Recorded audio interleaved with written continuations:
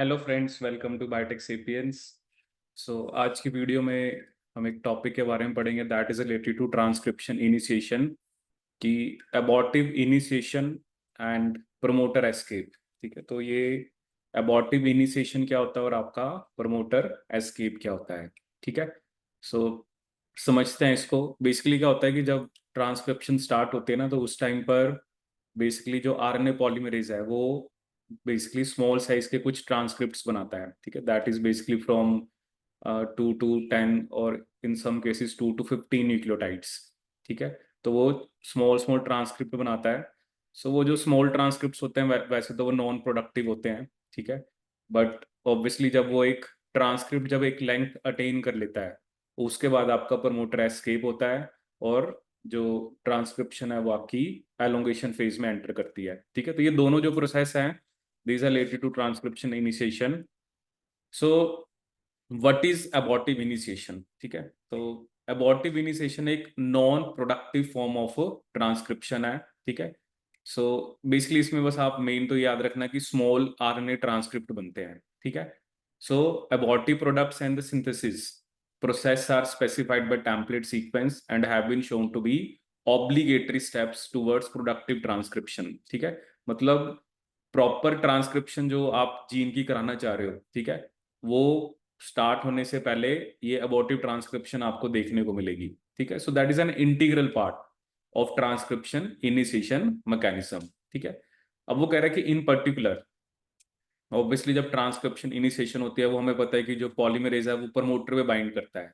ठीक है, तो बेसिकली यहाँ पर क्या बता रखा है कि जो आरएनए पॉलीमरेज प्रमोटर है, initial transcribing complex can engage in 10 और hundreds of cycles of synthesis and release of RNA transcript between 2 and approximately 15 nucleotide in length. ठीक है, मतलब कि जो मतलब ये जो पॉलीमरेज है ये बेसिकली डिसोसिएट नहीं होता, ये छोटे छोटे ट्रांसक्रिप्ट बना रहा है। ठीक है, और वो साइकिल्स जो हैं दैट में बी 10 साइकिल्स और 100 ऑफ साइकिल। और जो आरएनए ट्रांसक्रिप्ट जनरली रिलीज होते हैं उनकी लेंथ क्या होती है आपकी 2 to 15 न्यूक्लियोटाइड। ठीक है, तो अबॉर्टिव ट्रांसक्रिप्शन सीधा सा फंडा यह है कि छोटे छोटे ट्रांसक्रिप्ट बनते हैं, मतलब before your transcription enters into the elongation phase. ठीक है, so this is not something productive, उसको क्या बोलते हैं हम? Non productive form of transcription. अब नेक्स्ट इसमें हमें क्या बता रखा है, व्हाट इज प्रमोटर एस्केप।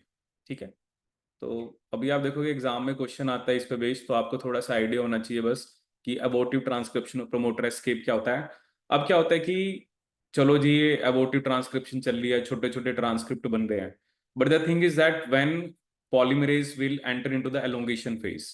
ठीक है, सो द स्विच मतलब that dictates the release of initiation factors from the polymerase and permits it transition into the productive elongation is not known। कि मतलब एग्जैक्टली हमें नहीं पता कि बेसिकली जैसे ही ये जो इनिशिएशन फैक्टर्स हैं, ठीक है, क्योंकि प्रोकैरियोट्स में तो चलो मेनली हम सिग्मा की बात करते हैं या एक ही पॉलीमरेज होता है, but as we know eukaryotes के अंदर बहुत सारे आपके ट्रांसक्रिप्शन फैक्टर्स जो होते हैं वो आपके लगे होते हैं। ठीक है, तो एग्जैक्टली मैकेनिज्म तो चलो नहीं पता है, but what are the event जो करेक्टराइज करते हैं प्रमोटर एस्केप।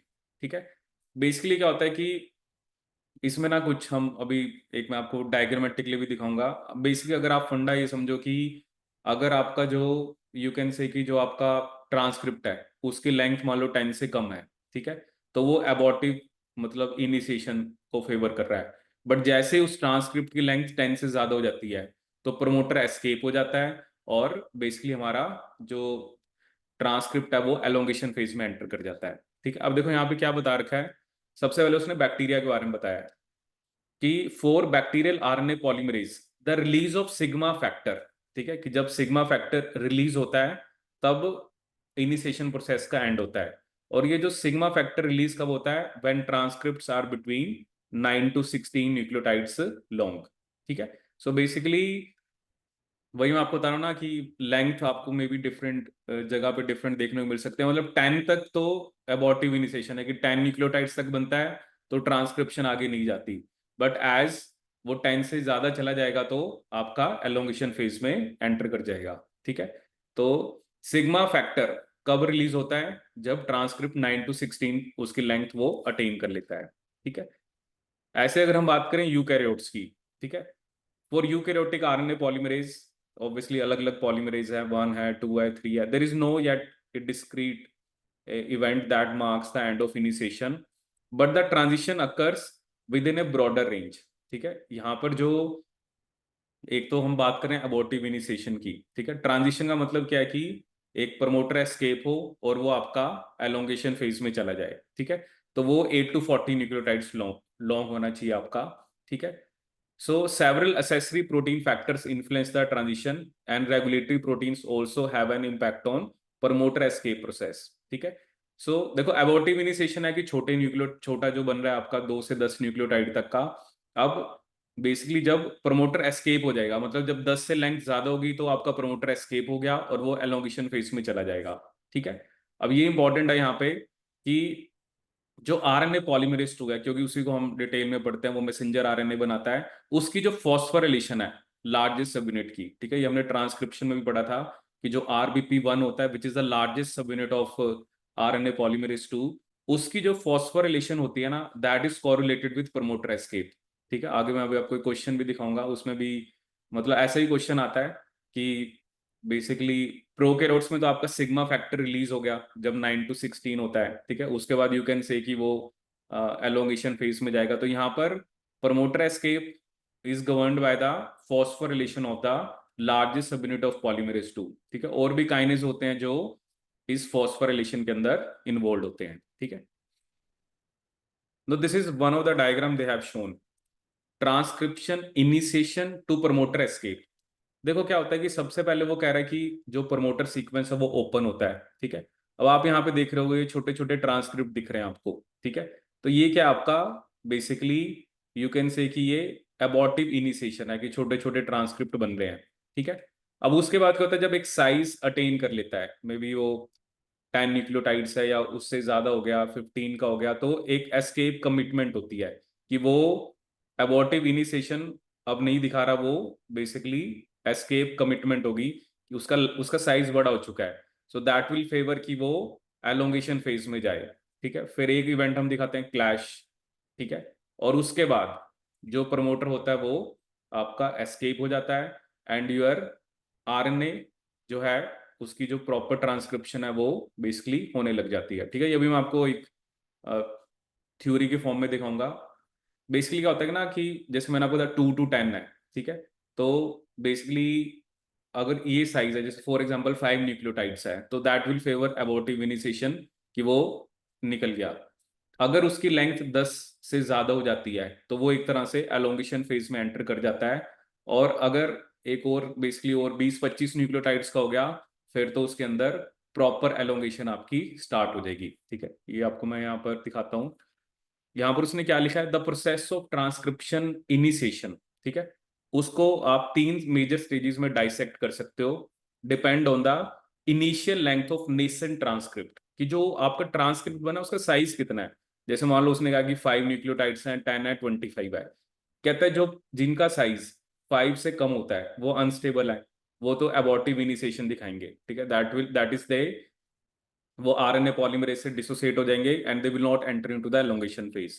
अगर 10 है तो प्रमोटर एस्केप फेवर्ड होता है कि 10 न्यूक्लियोटाइड बन गए हैं तो मतलब हो अभी भी सकती है अबॉर्टिव इनिशिएशन, जैसे हमने लिखा ना एक रेंज होती है 2 to 15, और इन केस ऑफ यूकैरियोट्स वो थोड़ी सी लेंथ ज्यादा भी हो सकती है, मतलब बट अगर 10 से अबाउट 10 या उससे थोड़ा सा ज्यादा हो गया है तो प्रमोटर एस्केप ज्यादा फेवर होता है as compare to abortive initiation. आप ये कह सकते हो कि एबॉर्टिव इनिशिएशन हो सकता है but promoter escape is favoured, ठीक है। और जब 25 पहुंचेगी तब प्रोडक्टिव इनिशिएशन होता है, ठीक है, is achieved and transcription elongation commences, ठीक है।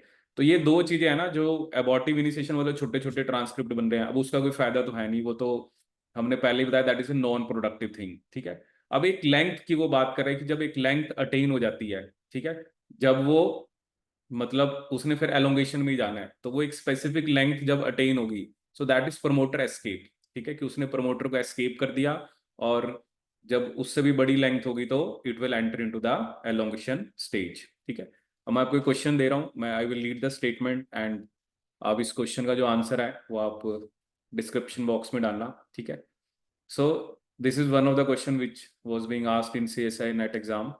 तो आप देखोगे क्वेश्चन के अंदर वही सब कुछ लिखा हुआ है जो आपने एज ए थ्योरी देखा। The initiation of transcription is a complex process, जिसमें प्रमोटर रिकग्निशन होती है, conversion of a initiation complex from close to open form, ठीक है। पहले क्योंकि देखो ट्रांसक्रिप्शन कोई सारे DNA की थोड़ा होती है, ट्रांसक्रिप्शन तो आपकी सिर्फ स्पेसिफिक सेगमेंट ऑफ DNA की होती है। Conversion of initiation complex from close to open form, abortive initiation, promoter escape, ठीक है। तो ये सारे के सारे मतलब ट्रांसक्रिप्शन के टाइम के प्रोसेसेस है। The following statements are made regarding these steps in transcription initiation. पहला क्या है, promoter escape in bacteria is usually accompanied by release of sigma factor from the RNA polymerase holoenzyme complex, ये एक statement है। दूसरी statement है कि जो एबॉर्टिव इनिशिएशन इवेंट्स होते हैं प्रोकैरियोट्स में result in the formation of short transcript, और यूकैरियोट्स के अंदर मतलब 75 nucleotides in length. This is a second statement. Promoter escape in eukaryotes is accompanied by phosphorylation of RNA polymerase large subunit on the CTD, ठीक है। Third statement ये है। और fourth statement ये आपके पास की promoter recognition bacteria is governed by the sigma factor which binds to the -10 and -35 region of promoter, followed by recruitment of RNA polymerase 2 core enzyme to form the holoenzyme, ठीक है। तो इसमें आपको combinations बता रखे हैं कि AC करेक्ट है, BD, ACD, A and D। तो जो भी आपको इसमें से करेक्ट लगता है तो आप उसको डिस्क्रिप्शन बॉक्स में you answer that question. I hope you like this video, and for all these kind of videos please subscribe to our channel Biotech Sapiens. Thank you so much.